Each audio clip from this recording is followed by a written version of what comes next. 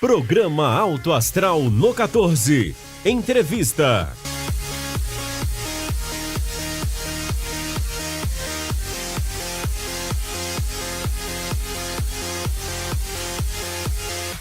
Assinantes do 14, mais um Alto Astral no 14, e é com muito prazer que nós estamos aqui para mais uma entrevista, mais um bate-papo, na nossa proposta de sempre estar trazendo a melhor informação para a comunidade anapolina, para você que nos acompanha pelas redes sociais, você que nos acompanha no YouTube. A gente sempre quer trazer o melhor para você. E é por isso que eu e o Guilherme Verano estamos aqui mais uma vez. Verano, seja bem-vindo ao nosso Alto Astral. Obrigado, Joseval. Mais uma vez a gente está aqui para trazer temas de interesse e muitas vezes temas que não são comuns do dia a dia, né, que fogem daquele aspecto comum dos temas médicos que a gente traz, né? E eu acredito que seja o tema de hoje, que é muito interessante. Eu convido o amigo assinante a acompanhar o programa com a gente, que vai aprender muitas coisas, muitas novidades de um tema diferente. E a gente fica muito feliz, Verano, de ver uma pessoa de Anápolis saindo de Anápolis e dando certo. Anápolis tem várias pessoas que estão aí se destacando a nível nacional e até a nível mundial, e com a Cristiane não é diferente. A Cristiane formou, atuou aqui na nossa cidade durante algum tempo, foi para São Paulo e já está em São Paulo fazendo lá a diferença. A gente fica por um lado triste, mas por um lado feliz de ver uma anapolina já muito bem no cenário nacional. Cristiane, que bom que você está aqui em Anápolis, tirou um pouquinho do seu tempo para vir falar conosco e com o nosso assinante do 14. Sou eu quem agradece o convite, é um prazer imenso estar entre vocês e poder contribuir naquilo que tiver ao meu alcance. Muito obrigada a todos. Eu queria então iniciar te perguntando qual que é a sua formação e por que você deixa Anápolis e vai para a capital paulista? Bom, eu me formei em psicologia na época, Universidade Católica, hoje PUC de Goiás, mas já em 2004 eu saí em busca de uma formação diferenciada quando eu fui ao Hospital das Clínicas de São Paulo fazer a minha primeira especialização em neuropsicologia. Então lá eu fiquei 2004 e 2005, indo uma vez ao mês. E sempre com consultório somente aqui, né? Lá só a especialização. Em 2011 e 2012, novamente uma segunda especialização também no Hospital das Clínicas, só que agora, além da neuropsicologia, que foi a primeira, eu fiz reabilitação neuropsicológica.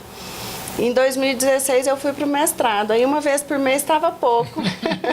Eu resolvi ir para São Paulo toda semana, aonde então eu acabei me estabelecendo profissionalmente e estou lá desde 2016 com consultório. É um mercado muito diferente do nosso aqui de Goiás, não é isso? Vocês, neuropsicólogos, são mais valorizados em São Paulo? Eu acho que é a ciência, né? A área da neuropsicologia, com certeza, a atuação, a valorização, o uso da avaliação neuropsicológica como uma ferramenta auxiliar no diagnóstico diferencial lá, com certeza, é bem maior. Volume de médicos maiores, população muito maior, se fala, né, José? Um poder aquisitivo com certeza melhor de muitas pessoas, pelo volume de pessoas que ali vivem, não é isso? O estresse maior também. Ah, sim. Faz parte do processo, doutora? Faz parte, com certeza. A demanda aumenta, né? É verdade. E com isso começam a aparecer algumas dificuldades que com certeza numa vida mais pacata não apareceria. Com certeza ela tem muito mais clientes, pacientes lá do que aqui, viu, Verano? Com certeza. Bem mais. Doutora, mas vamos começar perguntando, porque muitos dos que estão nos assistindo não sabem bem o que é a neuropsicologia. Eu queria começar a nossa entrevista perguntando para a senhora o que é a neuropsicologia. A neuropsicologia é a ciência que estuda a interação entre cérebro enquanto órgão e comportamento, emoção.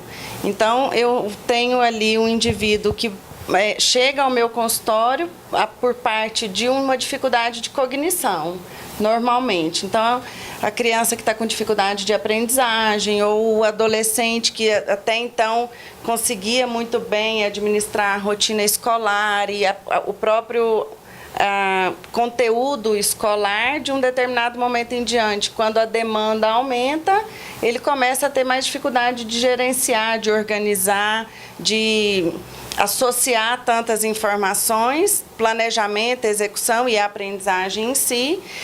O adulto também, porque a gente descobre que algumas crianças passaram batidas sem diagnóstico a vida inteira e vem à medida em que a demanda, né, de uma cidade grande ou de uma rotina mais exaustiva requer. E o idoso, que também vem bastante para o diagnóstico diferencial de demência. Então, a neuropsicologia é a ciência que integra isso, o órgão e a manifestação de comportamento e emoção. Eu sempre busco aqui as curiosidades fora do roteiro, né? Porque a gente vive num mundo de muita informação hoje.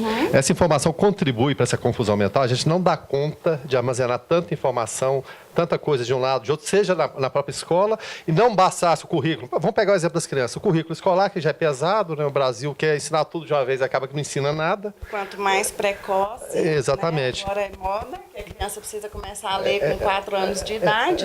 Exatamente. E junta isso tudo, rede social, informação extra que vem, aquela coisa toda, isso cria realmente essa confusão no cérebro da criança, ou está contribuindo para tornar a criança de hoje, adolescente de hoje, e a gente já está com a internet há um tempo razoável, um adulto mentalmente até confuso nas suas decisões do dia a dia? Sim, pode acontecer, porque com certeza o volume de informação e de interferência é muito maior. Então, quem antigamente sentava para fazer para um advogado, né, por exemplo, ou um médico que sentava para fazer ali na fichinha, né, o advogado para aquele exercício diário, né, daquilo ali. Né? Hoje você está em frente ao computador e a própria tela de computador te traz notificação o tempo inteiro, né? E telefone vibra, e telefone toca na recepção. E não é só o telefone da recepção, às vezes é a campainha da recepção, é o telefone do paciente que toca. Então tem uma demanda, uma questão de interferência de contexto que com certeza pode surgir como uma queixa. E o cérebro humano não estaria preparado para essa quantidade de informações? Olha, até está. A questão é o quanto vulnerável ele é a receber essa interferência e se prejudicar com ela. Isso deixar a linha do principal e ir para os acessórios que muitas vezes perturbam o dia a dia, né? Exatamente. Saber filtrar o que é importante e o que não é, afinal. Que é a atenção dividida, né? É você saber lidar com a concentração sem perder o foco.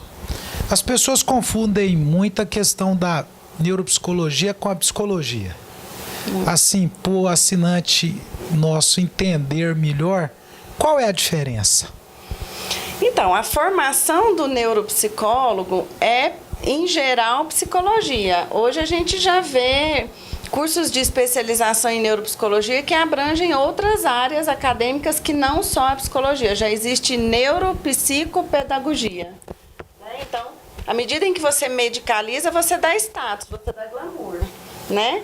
Então, a neuropsicologia, o que diferencia da psicologia é que a neuropsicologia é uma área de atuação do psicólogo, não voltada à questão de terapia. Então, se você tem um conflito familiar, um conflito emocional, uma dificuldade emocional ou de alcançar metas, de sair do estado ali de inércia, o psicólogo vai te ajudar no sentido motivacional, né? Ou a lidar com algum conflito. Por exemplo, você perde um familiar, um divórcio. Então, o psicólogo entra com essa questão terapêutica, mais voltada somente ao comportamento e à emoção. O neuropsicólogo não, ele envolve algo bem mais complexo, porque a gente entra com o cérebro enquanto parte desse processo. Então, trabalhamos com cognição, atenção, memória, percepção, linguagem, as funções executivas que são planejamento, controle do impulso. Então, é algo que vai além, porém, o objetivo maior da neuropsicologia é trabalhar enquanto investigação clínica, né? No sentido de auxiliar o diagnóstico diferencial. O psicólogo não, ele mais trata a questão emocional ou conflitos de base ali de comportamento. Nessa questão do tratamento, eu não vou chamar a senhora porque ela é bem jovem, né? Você pode fazer as duas etapas, o papel do psicólogo e do neuropsicólogo? Sim, posso, mas eu particularmente não faço. Não faço. Eu só trabalho com a neuropsicologia enquanto avaliação e reabilitação neuropsicológica. E outro detalhe, outra curiosidade. É encaminhado, né? Desculpa, encaminhado pelo neuropsicólogo através do psicólogo? O paciente? Ou não necessariamente? Deveria ser. Mas não acontece. Em São Paulo a gente recebe bastante. Em Anápolis não sei se porque às vezes existe essa dificuldade do próprio profissional de entender que de repente são atuações diferentes, né? E a grande maioria das neuropsicólogas que eu conheço, elas também atuam em psicoterapia, né? Eu é que pessoalmente fiz essa escolha de não atender psicoterapia. Não gosto. O paciente chega no seu consultório de que forma? Geralmente não é uma indicação aqui em Anápolis dos psicólogos, não, como foi dito. Psicólogos aqui não pedem avaliação neuropsicológica. Mas geralmente... Olha, veja bem, eu só recebo da Lara, minha irmã, que é psicóloga. Talvez tenha isso também, né? Como a Lara, minha irmã, é psicóloga, eu nunca recebi de outras psicólogas, só dela. Não, mas vamos entender. O paciente que chega no seu consultório hoje em São Paulo é aquele paciente encaminhado na maioria das vezes por médicos? Porque eu tenho uma demanda médica neuropediatra, enquanto as crianças com dificuldade de aprendizagem.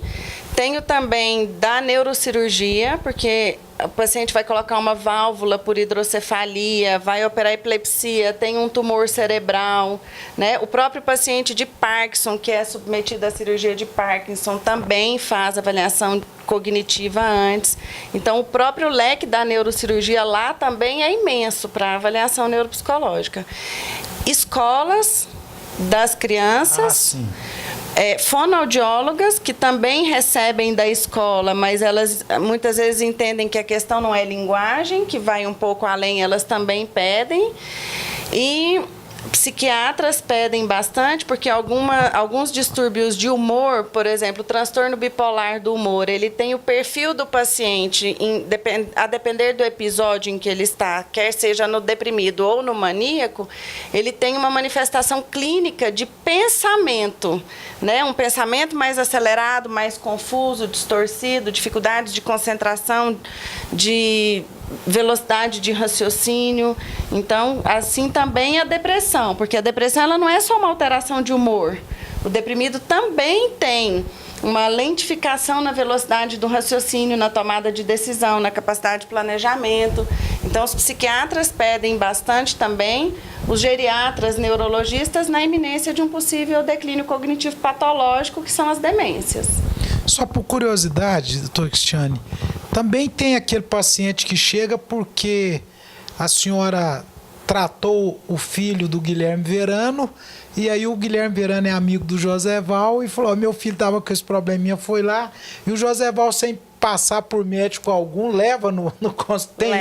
Leva bastante, leva. Acontece inclusive, logo que eu cheguei em São Paulo, conversando, por exemplo, com o Dr. Guilherme Polanzik, que é o chefe da nossa pesquisa em TDAH no Hospital das Clínicas, conversando com ele, ele falou para mim, bom, então eu vim aqui pedir paciente para vocês, né? Porque é exatamente o contrário, as escolas mandam muito mais para avaliação neuropsicológica primeiramente do que para o médico em si. Então, conversando com ele, ele disse, Cristiane, não é você que me pede paciente, aqui é o contrário, sou eu que recebo o paciente de você, porque a escola já manda para avaliação. A avaliação identificando que existe alguma coisa em déficit importante, que fecha ou não uma síndrome, normalmente é importante passar pelo crivo médico, né? E aí vai para fazer eletroencefalo, exames de imagem. A senhora falou nas avaliações. O que são essas avaliações neuropsicológicas e de que forma que são aplicadas? Como é que é isso? São testes. Testes de atenção concentrada, dividida, alternada, memória enquanto aprendizagem, memória visual, memória verbal, memória de faces, memória prospectiva, que é uma memória de futuro. Tem a capacidade de função executiva que engloba planejamento, flexibilidade do pensamento, controle inibitório, memória operacional, que é a tese do meu mestrado. Então, são testes o tempo todo. Então, o tempo inteiro que o paciente está comigo, ele está sendo testado. Até na própria conversa? Na própria conversa. Sem falar exatamente, você vai fazer um teste agora, mas naquela própria conversa dá para perceber alguns Sim, porque às indicativos? vezes eu entro conversando com o paciente, se o paciente abre um parêntese para me contar um detalhe, às vezes ele não lembra o porquê de ter começado a me contar aquilo. Então, ele me pergunta sobre o que a gente estava falando mesmo. Né? Então, ali já é Beatriz Lefebvre, que foi a primeira neuropsicóloga ali a trazer neuropsicologia para o Brasil, já dizia que o teste é uma mera formalidade. A gente avalia sem o instrumento. Acho que os seres humanos se avaliam o tempo todo, né? O tempo todo aquela avaliação. Não sei se isso é bom ou se é ruim, viu? Acho que faz parte do processo, viu? E até outra curiosidade aqui, porque teve a questão da neuropsicologia mais recente. Sim. Antes a gente tinha psicologia e o psiquiatra. Onde seria uma ponte entre um e outro? A gente pode falar assim ou não necessariamente? Então, a avaliação neuropsicológica, ela entra como um instrumento diagnóstico, né? Então, o psiquiatra solicita, alguns psicólogos solicitam também, mas para entender como o processo funciona. Então, até na escolha da abordagem terapêutica do psicólogo, a avaliação neuropsicológica é decisiva. Então, semana passada eu recebi um paciente de um psiquiatra com uma depressão e tinha a questão da ideação suicida muito marcante na fala desse paciente. Então, o perfil neuropsicológico, se é uma pessoa que tem uma boa capacidade de estratégia, de flexibilidade, se é uma pessoa impulsiva, porque os impulsivos talvez tenham uma tendência maior a cometer o suicídio de fato. Inclusive, né? A gente está vivendo Setembro Amarelo agora. Né? Exatamente. Então, é uma coisa que a avaliação neuropsicológica, talvez nem mesmo a comunidade médica tenha noção de tudo o que a avaliação neuropsicológica pode colaborar no processo, não só diagnóstico, mas prognóstico, entende? Na maneira como conduzir aquele tratamento. E até dentro dessa realidade que a gente falava de redes sociais, de um universo diferente do que a gente estava acostumado a viver. Ainda não se tem a noção exata dessa influência em cima do cidadão, do que está acontecendo com a cabeça dele? Não, ainda não. Nada, né? Não. E aí que é o problema. Aí é o problema. À medida em que também a pessoa se dispõe a vir para o processo, né? Porque tem gente que também tem medo. Eu tenho colegas médicos na clínica que correm de mim horrores. Eu brinco, gente, vamos fazer avaliação, porque... Eu falo assim, vamos bater um papinho aqui e tal, né? Vamos um cafezinho. É porque uma das grandes dificuldades que eu tenho, às vezes, com alguns médicos, é que eu até brinco muito porque a equipe com quem eu estou em São Paulo é uma equipe que mais ou menos da minha idade. Então, para médico, 30 e poucos anos, né, é uma idade jovem, né? Eles estão ainda engatinhando na clínica médica. Então, eu brinco muito com eles. Gente, eu gostaria muito de poder submeter cada um ao processo... Mesmo os mais velhos são mais reticentes a esse processo ou não? Depende, né? Cada um tem o seu perfil, né? É que quando o médico, muitas vezes, ele tem aquela questão de passar para o próprio paciente, porque os planos de saúde, em grande maioria, não cobrem. Então, é um custo, né? E fazer com que o paciente entenda a importância desse processo, porque culturalmente no Brasil os pacientes gostam de tomografia e ressonância, né? Eles já chegam no médico com dor de cabeça e querem fazer ou uma tomografia ou uma ressonância. Então, tem que ter um exame físico ali, digamos, de imagem. E muitas vezes, por exemplo, no Alzheimer, o paciente tem, no início, ele tem um exame de imagem normal. E a avaliação neuropsicológica, muitas vezes, é o preditor do impacto de função cognitiva.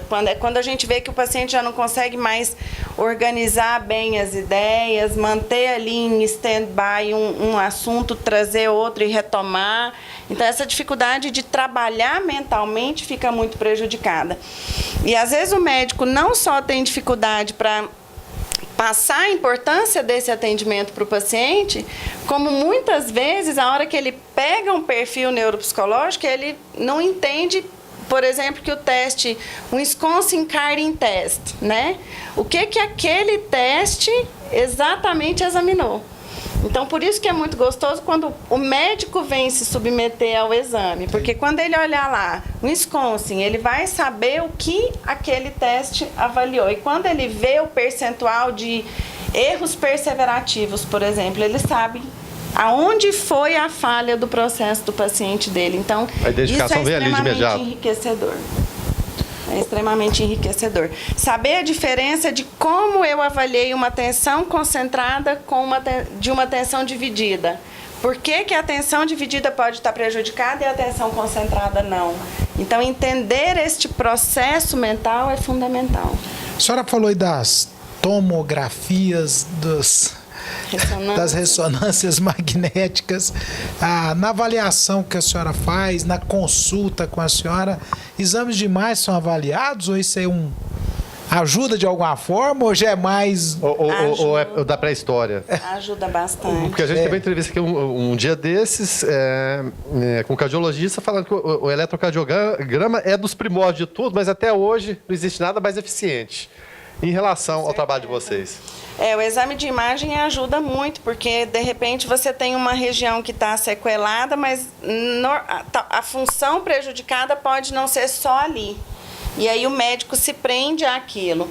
Eu me lembro que a primeira indicação de avaliação neuropsicológica que eu recebi em Anápolis, em 2004, a solicitação estava ao Serviço de Neuropsicologia do Hospital Evangélico, porque foi lá que eu comecei, no prédio do Plameg, ao Serviço de Psicologia do Hospital Evangélico, solicito avaliação de memória, paciente com tumor no lobo temporal esquerdo. Já veio tudo assim? Não é avaliação de memória. Aí eu fui pessoalmente ao médico e expliquei para ele que não é uma avaliação de memória. A memória é uma função que depende de outras. Então, se a pessoa está impactada, por exemplo, nos níveis de atenção, ela fatalmente vai ter uma memória prejudicada, né? Se é uma memória de uma figura complexa que eu dou para o paciente desenhar e no desenho da figura o paciente não tem uma boa capacidade de planejamento, a memória vai ser ruim. Então, não é avaliar a memória, né? Hoje mesmo um paciente mandou mensagem no WhatsApp que ele precisa fazer um teste tal para ver se ele tem TDAH, mas mandou o nome do teste que ele precisa fazer. E TDAH é um conjunto de sintomas. TDAH, assim como as demências, não é um teste que vai diagnosticar, né? Que vai mostrar o impacto. Então, você tem que ter um conjunto de comprometimento, né? É uma síndrome. Então, não dá para fazer o teste de uma memória só. Doutora, o paciente em coma, ele pode passar por uma avaliação? Depende do grau do coma. Mas existe... Não uma avaliação de função mental, mas certo. Aí essa avaliação quem faz é o médico a título de resposta, normalmente de reflexo, certo. Né? Mas em coma, uma avaliação neuropsicológica já é mais complicado, porque você não tem resposta do paciente. A avaliação neuropsicológica requer essa interação. Agora, toda avaliação neuropsicológica, ela está ligada a algum tipo de teste? Não. Sim, Sim, sempre. É um protocolo de teste que é utilizado para avaliar. Por isso que é bom o médico entender um pouquinho do protocolo, saber o que exatamente cada teste avaliou, né? É mais... Não sei dizer se é mais fácil. É melhor ou é mais fácil avaliar crianças ou adultos nas avaliações? Ou não tem muito essa diferença? Olha, como tem seus isso? encantos. Né? A criança tem o encanto de você avaliar e ver ali os processos de desenvolvimento. Porque, por exemplo, uma das escalas mais utilizadas para coeficiente de inteligência, ela foi estruturada para crianças de 6 a 16 anos. Então, você vê exatamente até onde vai o estágio de desenvolvimento e a capacidade, por exemplo, visoconstrutiva, de abstração, de raciocínio, ao teto da idade, que cada criança está em idade cronológica, né? Então, você vê ali que, de um determinado ponto em diante do teste, o paciente começa a não ter aquele nível de abstração ou de visoconstrução. O que eu particularmente acho muito gostoso de avaliar no adulto é porque a avaliação neuropsicológica adulta ela é muito interativa. Então, a cada teste que a gente vai fazendo, eu, particularmente, é minha conduta. Eu encerro o teste e explico o que aquele teste avaliou, como foi o desempenho dele e por que ele teve aquele desempenho. E como ele generaliza aquilo, ou seja, como ele traz aquela dificuldade ou aquele potencial para o cotidiano dele. Falando em potencial, o caso do superdotado, porque tem também as mães e pais que pensam que o filho é superdotado, isso eu acho que é muito comum, e tem os que de fato são. E eu sou da época do teste do QI ainda. Mas a gente ainda avalia QI. Não quem indicou, né, mas o conceito de inteligência. Ainda vale? E como lidar com essa criança superdotada ou supostamente superdotada? Então, o conceito de altas habilidades hoje mudou muito. Aliás, muita coisa mudou muito. Até o nome, né? altas habilidades, né? Você não tem o QI elevado, o senhor é altamente habilidoso.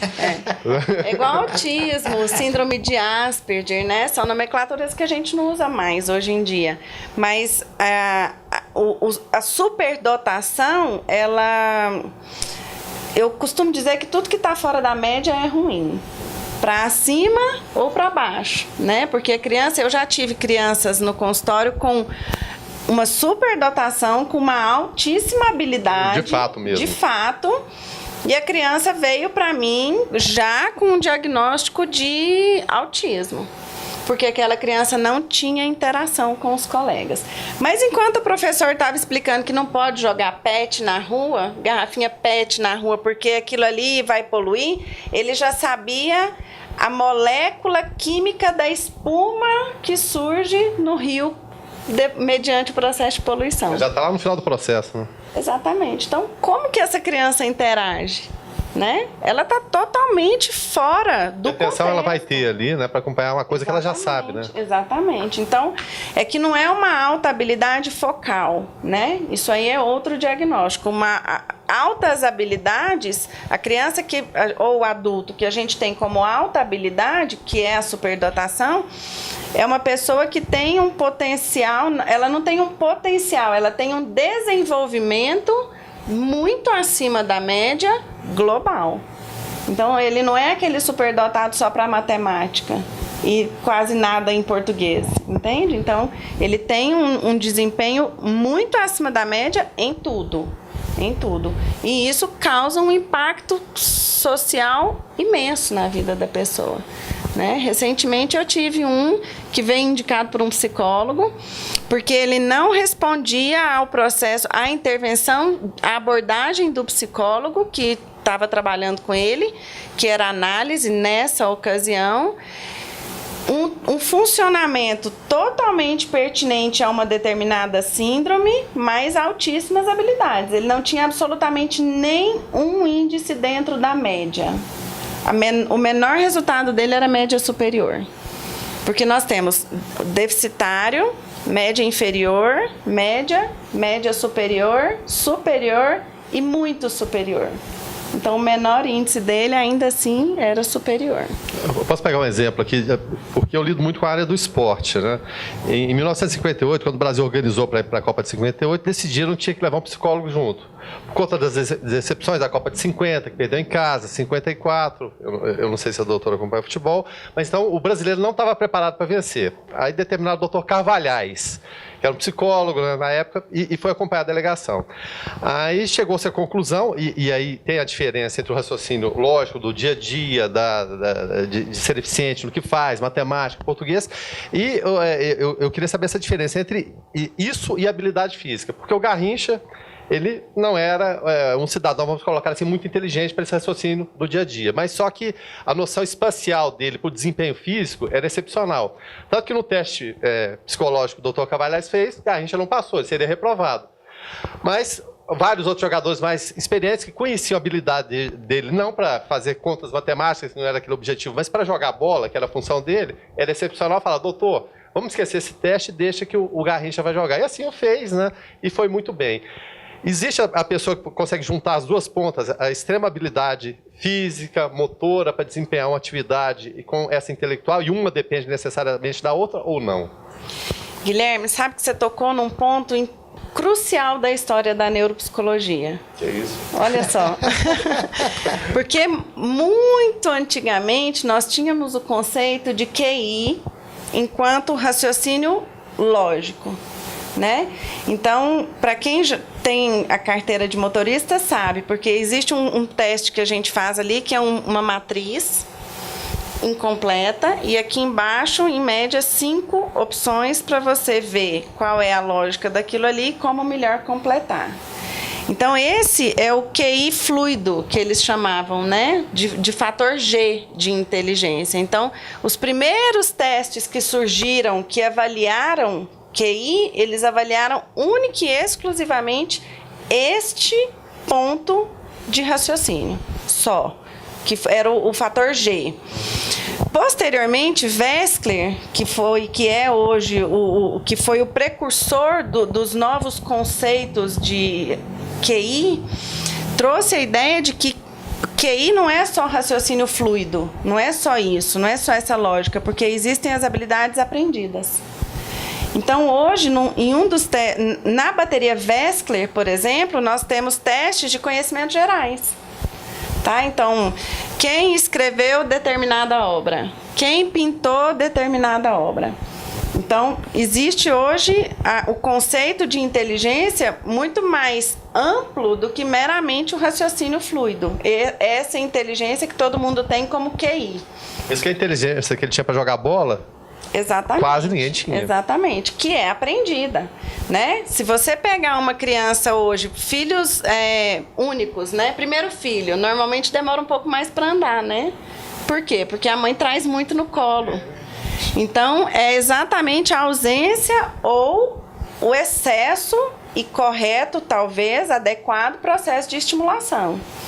Então, não sei se você chegou a assistir, quando o Brasil perdeu para a Alemanha na Copa, foi feita uma matéria riquíssima do treinamento dos jogadores da Alemanha. Isso. Você chegou a assistir isso? Da maneira que eles se adaptaram à comunidade, lá na Bahia, a interação com as pessoas. E eles eram treinados dentro de uma sala, de onde muitos tinham vários buracos, cada qual com luzes vermelhas ou verdes, e cada hora a bola saía de um deles. Então, para dar a resposta rápida, treino cognitivo, né? Para essa tomada de decisão e noção de espaço e varredura de percepção de espaço. Pilotos de Fórmula 1 fazem também. Sim, a reação, a freada, aceleração, largada. Exatamente. Tomada de decisão, flexibilidade. Tem que ser. Uma das melhores escolas de tênis do mundo hoje é nos Estados Unidos, e eles têm um treino cognitivo para o jogador de tênis. Eles treinam laboratório, né? Neurociência. É assim que se treina o jogador hoje. Então, retomando a pergunta que você me fez, sim, nós temos essa questão das habilidades aprendidas. E a base disso hoje é o treino cognitivo, que foi a segunda especialização que eu fiz. Você pega uma criança que tem dificuldade de concentração e submete essa criança a um treino exaustivo, né, de jogos ou de atividades de concentração com interferências, a gente já vê, existem pesquisas que mostram que em ressonância magnética funcional, que é um exame que a gente não tem aqui ainda na clínica, é um exame que mostra claramente que você traz outras regiões do cérebro depois de ser submetido a um determinado treino, sendo recrutadas para aquela tarefa. Então, tudo se parte do treino. Um outro exemplo muito didático disso é o cego. O cego tem uma atenção auditiva muito, muito melhor do que a nossa. Bem mais aguçada. Né? Simplesmente porque ele treinou. Então, Cristiano, a gente, no dia a dia nosso, nós estamos aí nesse meio hospitalar, lidando com pacientes, com famílias todo dia. As pessoas às vezes pedem algumas opiniões para a gente. Eu tenho visto que tem muitos pacientes sendo diagnosticados com Alzheimer e que às vezes não é que se descobre isso meses depois, talvez até anos depois, às vezes é alguma demência e o paciente é tratado de cara como Alzheimer. Será que se os profissionais médicos usassem talvez mais da expertise da neuropsicologia, essa coisa não poderia ser um pouco evitada, ou estou enganado nessa? Então, Então, Joseval, a neurociência hoje, eu falo da neurociência porque é a área na qual eu estou inserida, existem uma variedade muito grande de pesquisas, né, e muitas inferências sobre o diagnóstico. Por exemplo, a bola da vez, há um tempo atrás, que ainda está sendo pesquisado, eu tive no congresso agora em Gramado, e um dia inteiro só sobre envelhecimento. Então, a bola da vez, há um tempo atrás, foi a coleta do líquor. Vamos coletar líquor desse paciente e avaliar 3 proteínas, a proteína tal, a tal fosforilada e a beta-amiloide. Então, se esse paciente tinha lá 2 ou 3 proteínas positivas no líquor, pronto, é Alzheimer. E aí, tudo começou a virar Alzheimer. Ricardo Nitrini, que é um dos grandes nomes de neurologia e demência do Hospital das Clínicas, trouxe para nós que existem pacientes clinicamente doentes, quer dizer, o paciente que realmente tem a demência clínica instalada, perda de memória, desorientação, não reconhece familiares e perde as coisas do dia a dia, perda de crítica, alteração de comportamento e humor, com as 3 proteínas positivas. Mas vimos também que existe uma parcela do grupo controle, que é o grupo saudável, com proteínas positivas, aonde a demência não está clinicamente instalada. Então, eu acho que quanto mais, me torno suspeita para falar, né, porque sou neuropsicóloga, mas eu acho que quanto maior a variedade de exames disponíveis e utilizados na cautela de atribuir nome à doença do paciente, melhor. O que eu vejo na prática clínica, por exemplo, vivi isso na minha família. Uma tia-avó teve doença de Parkinson, e a doença de Parkinson, ela corrobora, na maioria dos casos, para a pior evolução ser a demência, mas não a demência de Alzheimer.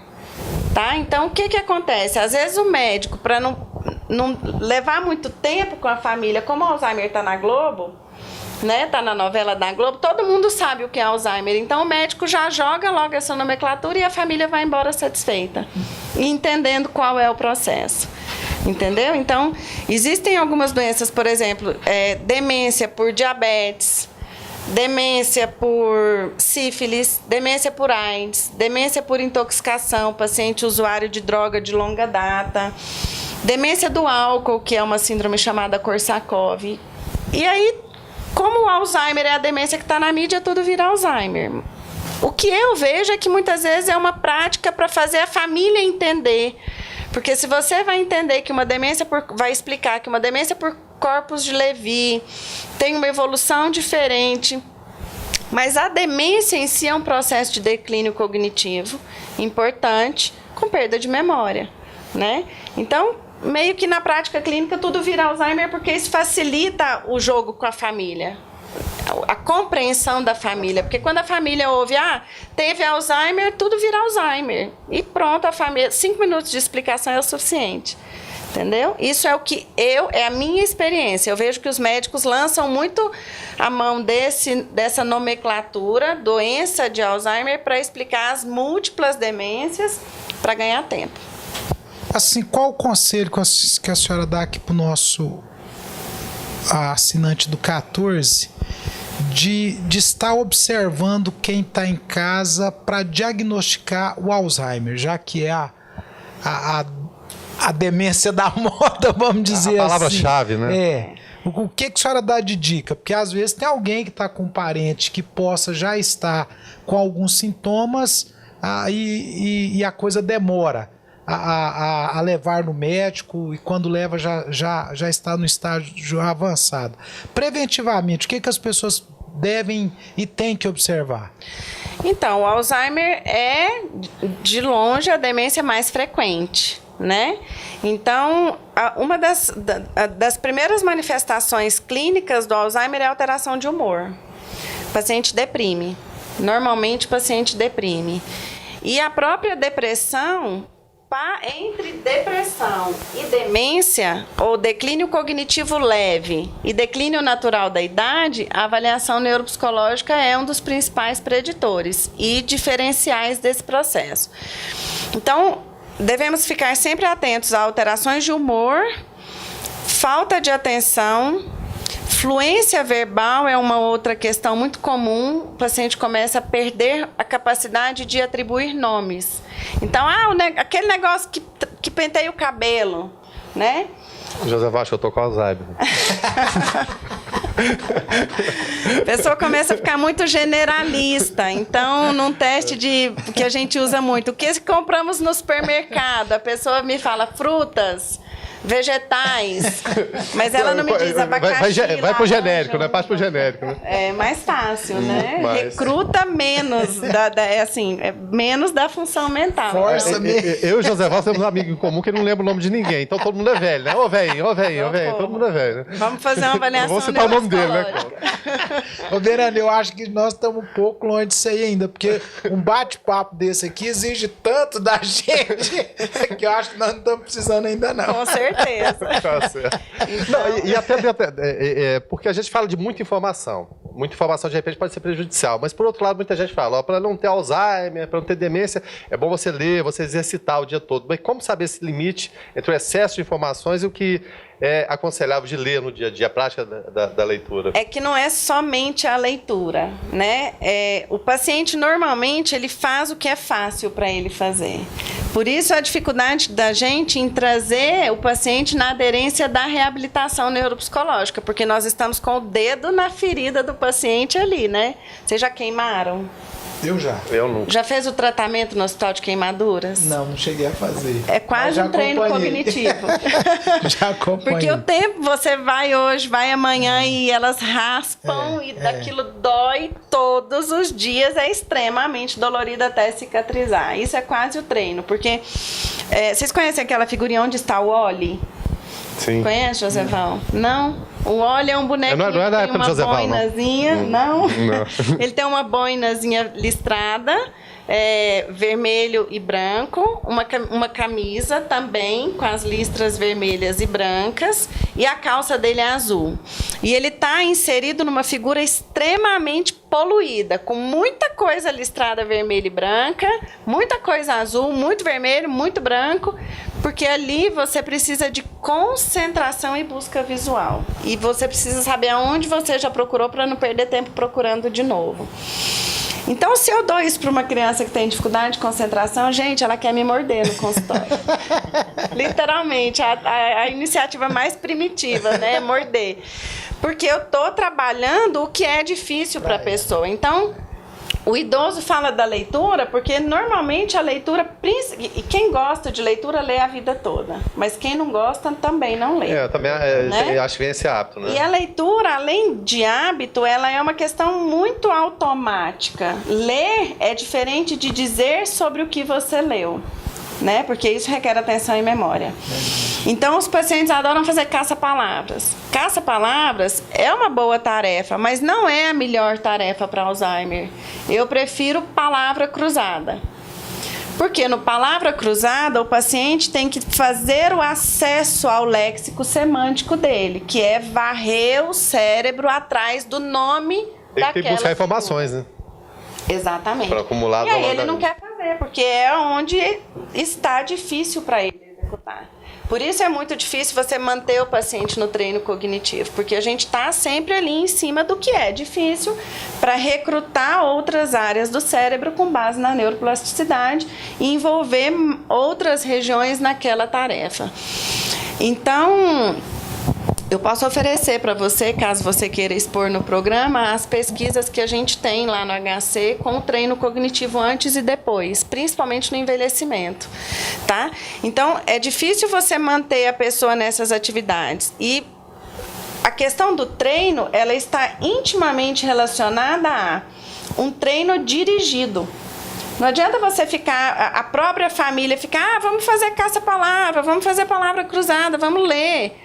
Eu preciso de um um perfil de função mental para identificar aonde está o déficit, me apoiar naquilo que está preservado e assim fazer um planejamento terapêutico. E propor um novo desafio? E propor um novo desafio. Mas eu preciso que isso seja dirigido. E eu só consigo dirigir isso quando eu treino, quando eu tenho o perfil cognitivo da pessoa, o que está preservado e o que está prejudicado, entendeu? E com base no potencial do que está preservado, estabelecer ligações ali capazes de reabilitar ou criar de alguma forma estratégias para resolver a dinâmica do cotidiano da pessoa. Eu queria que a senhora desse um recado agora, papais e mães, vovôs e vovós, que às vezes tem crianças na família, crianças com déficit de atenção, de memória, e que às vezes entende que é normal, vamos esperar mais um pouquinho para levar, e às vezes quando leva também já passou da hora. Então, da mesma forma que eu pedi para a senhora o que deve ser observado em relação ao Alzheimer, o que deve ser observado em relação a esses déficits que atingem as crianças? Então, não só a criança, como também ao idoso, o que eu vejo muito na minha prática clínica é que os filhos falam assim, mas tudo bem, ele já tem 80 anos. Pro idoso, né? Então é como se fosse esperado ou normal envelhecer e perder função cognitiva. Que não é o normal. Que não é o normal. Então, até que ponto é um declínio cognitivo natural da idade, até que ponto é um declínio cognitivo patológico. Aí a mesma dica serve para a criança. A gente precisa tomar muito cuidado, porque hoje tem a questão do TDAH muito em evidência e o diagnóstico muito exacerbado, né? Então, aquela criança que, de repente, é sem limite, é sem educação, porque os pais trabalham fora o dia todo e não querem cobrar, não querem dar limite, aquele menino vira hiperativo. E na hora que a criança pede atenção, o pai não dá também. O pai não dá também. Então, observar o quanto aquela criança destoa daquilo que a família entende que viveu. Porque filho de TDAH, aliás, criança TDAH é filho de TDAH. O TDAH é genético, né? A gente herda, a gente não rouba TDAH de ninguém. Então, existe alguém ali que é muito parecido com aquela criança. A nossa maior dificuldade é quando aquela família é bem-sucedida, tanto profissionalmente quanto financeiramente. Porque o pai ou a mãe chegam a dizer pra gente, eu desse jeito, olha só, me dei super bem. Que eu me tornei, né? Então, que preço essa pessoa pagou para chegar até ali? Então, eu tenho vários adultos que falam, o problema não é aonde eu cheguei. O problema está onde eu poderia ter chegado se eu tivesse tido o diagnóstico no momento em que eu precisava. Eu tenho colegas médicos que falam para mim, olha, minha vida teria sido outra se eu tivesse sido diagnosticado e devidamente tratado. Então, na minha opinião, negar o tratamento à criança que tem déficit de atenção é quase como negar um óculos a uma criança míope. Negar o tratamento medicamentoso. Eu sou muito a favor do remédio. O padrão diamante de tratamento é remédio e treino cognitivo, porque o remédio é um agente facilitador. E a gente vive num mundo cada vez mais competitivo, né? Isso é fato. Então, observar se a criança destoa, estar sempre em contato com a escola e ver se a criança tem atraso, se ela demora um pouco mais do que a grande maioria para aprender. As crianças que têm o transtorno de déficit de atenção, normalmente elas sabem, mas elas não lembram. Então, uma queixa muito comum da família é chegar para a gente, nossa, ele tem muita dificuldade de memória, eu estudo com ele hoje, amanhã ele vai e faz a prova e sai super mal na prova. Isso não é nem de longe dentro do que é esperado, né, para uma população saudável. Eu posso colocar um contraponto aqui rapidinho, porque a gente fala em déficit de atenção. E quando a gente vê crianças no celular, rede social, WhatsApp, o tempo todo, não seria um excesso de atenção também direcionado a outra coisa? Aí a gente entra na questão da síndrome do pensamento acelerado, porque é exatamente o que você falou, o excesso de demanda de estímulo é prejudicial. Então, é muita coisa para a criança metabolizar num período curto e muita informação ao mesmo tempo. Seria um superávit de atenção Exatamente. Posso colocar assim, superávit de atenção? Isso polui, mas isso não facilita a concentração. Ao contrário, eu tenho um pensamento extremamente acelerado e nem sempre eu consigo voltar onde eu estava. O que é muito comum nas crianças desatentas é que elas não vão muito bem em redação. Porque o pensamento vai, o componente motor não acompanha e o texto não fica coerente. Então, é uma dificuldade, exatamente esse pensamento muito acelerado é uma dificuldade. Então, não estou com Alzheimer, não, José, tá tranquilo. Deixa eu só esclarecer uma coisa, porque TDAH é um diagnóstico. Transtorno do déficit de atenção, hiperatividade. Existem 3 tipos. O predominantemente desatento, o predominantemente hiperativo e o tipo combinado. Então, esse terceiro tem muito dos dois, tanto da desatenção... E seria mais complicado que os outros dois? Ou cada um com sua... Depende do ambiente em que você está avaliando, né? A questão é que desatenção não é diagnóstico. Desatenção é sintoma. Eu costumo comparar a febre. A criança chega, ou o adulto, o paciente chega num ambulatório com febre, aquilo precisa ser investigado. A mesma coisa acontece com a desatenção. Nós temos crianças inseridas no contexto escolar com falta de atenção, porque a família vive um conflito familiar. Né? Assim, um conflito, o pai bate na mãe, os pais estão se divorciando, o pai é alcoólatra, o irmão mais velho está envolvido com droga, problemas econômicos, o avô adoeceu, a avó morreu, tá? Crianças ansiosas são desatentas, crianças deprimidas são desatentas, crianças com transtorno bipolar do humor são desatentas, crianças que enxergam mal o quadro tendem a ter uma desatenção. Então, por isso é importante fazer uma varredura bem específica e entender que nem toda desatenção é TDAH. E isso acabou virando meio que um rótulo, né? A criança é desatenta, tem TDA, né? Não é bem assim. Precisa ser investigado. Nós temos casos de criança que tem crise de ausência, que é um tipo de crise de epilepsia, e que a professora acha que aquilo é falta de atenção. Aí vem para o médico, que é o crivo que eu disse no início, passa pelo crivo médico, o eletroencefalograma da criança está alterado. Porque a criança fixa o olhar em um ponto, fica parada ali, literalmente desconectada, e para a professora aquilo parece falta de atenção. Guilherme Verano, foi rápido demais, hein? Passou rápido, né? Pois é. Tantas questões pendentes, né, José? Muita coisa. Eu anotei aqui agora no final uma série de questões já para a próxima entrevista, viu, Guilherme Verano? Tá certo. Doutora Cristiane, só para encerrar, a gente que acompanha, que está na área de saúde aí, vê que a neuropsicologia tem crescido no Brasil. É isso mesmo? Sim, graças a Deus, né? Porque é um instrumento extremamente válido e cada vez mais utilizado nos grandes centros, nos pequenos também, né? Como diagnóstico diferencial. A avaliação neuropsicológica, na grande maioria dos casos, ela faz toda a diferença na investigação clínica. É isso. Então, nós queremos agradecer esse tempo que a senhora passou conosco aqui. Como o Verano falou no início da entrevista, ao assinante do 14, a você que nos acompanha aí pelo YouTube, que você iria estar aprendendo muitas coisas aqui nesse nosso bate-papo e com certeza isso aconteceu. A gente quer agradecer imensamente a presença da senhora aqui conosco, no nosso Alto Astral no 14, e já deixar o convite para nas próximas vindas da senhora em Anápolis, abram a agenda para a gente complementar esse bate-papo aqui, né, Verano? É verdade, sem dúvida nenhuma. Como você mesmo frisou, aprendi muitas coisas hoje. Já tirei muitas dúvidas, mas tem várias outras, né? É claro, mas o conhecimento da doutora Cristiane não cabe no espaço de um programa, evidentemente, né? E as nossas dúvidas também não, né? Mas, de qualquer forma, a gente agradece a presença, a disponibilidade do seu tempo, que a gente sabe que é precioso. E o bem mais precioso hoje, até um dos assuntos, né?